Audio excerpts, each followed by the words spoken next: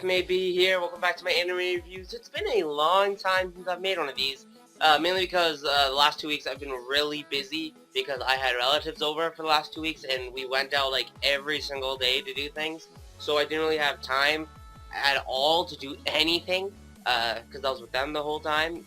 But yeah, and then before that I was really kind of lazy.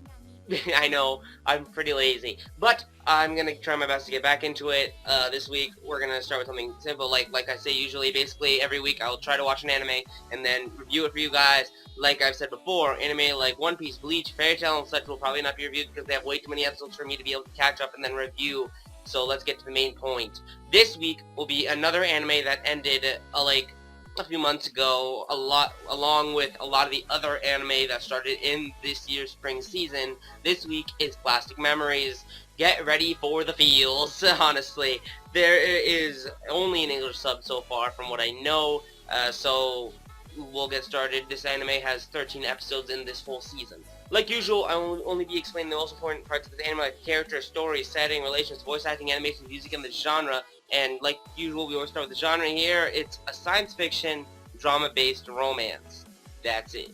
Now for the setting, this anime takes place in a city in the near future in which humans live alongside androids that look exactly like humans and have human emotion and memory. SAI Corp, the leading android production company, has created what is known as a Giftia, a new android model with the most human-like abilities and qualities of any model. The lifespan of a Giftia is about 81,920 hours, roughly 9 years and 4 months. Not the best. And if they pass their expiration date, it causes their personality to slowly disappear, causes memory loss, random acts of violence and such. As a result, the employees of this terminal service, what are known as the terminal service, whose job is to retrieve Giftia and delete their memories, must go to the owner of the Giftia and retrieve it. These assigned to the terminal service work as a team consisting of human as a spotter and a Giftia known as a marksman. Now for the characters, there are a good chunk of characters, but most of the characters are basically supporting cast,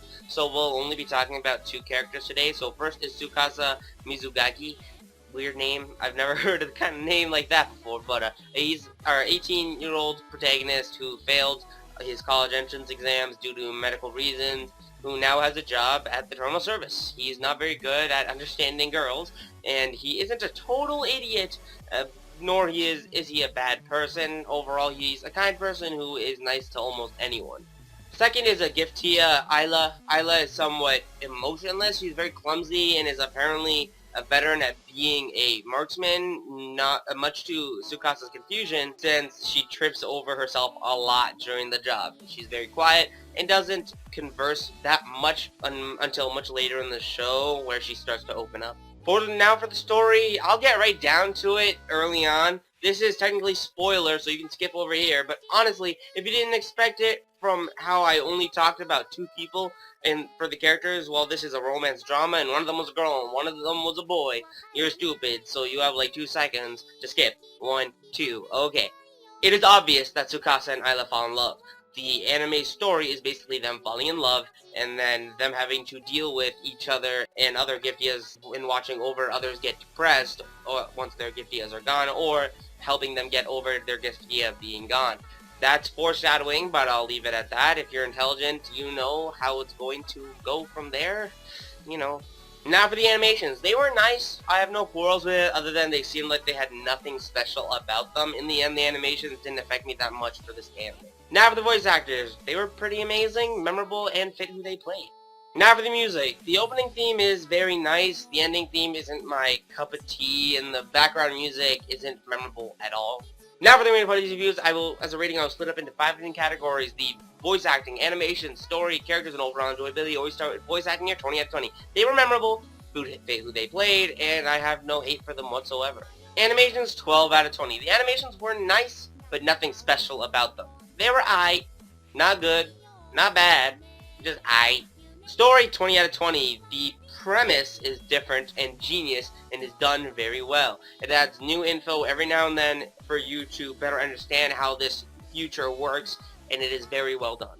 Characters 13 out of 20. Yeah, so the main two were only okay as characters. They didn't have anything super special about them or anything to distinctify themselves as that person when trying to explain them.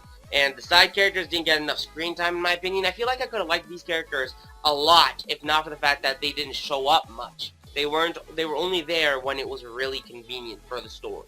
Enjoyability, 10 out of 20. This anime is predictable, even with new info being added every now and then. If you're not an idiot, after hearing the premise, you know exactly how it's going to start and how it's going to end, disregarding the middle. There wasn't really any way to fix that, but it doesn't change the fact that it's predictable and it ruins the emotion you're supposed to feel at the certain moments that were predicted. Such a waste of potential.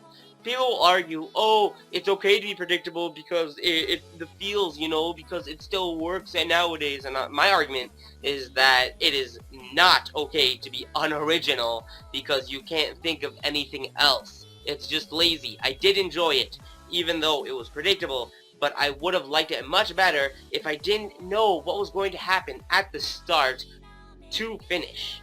Overall score, 75 out of 100, 75%. It's a predictable anime, but it was okay.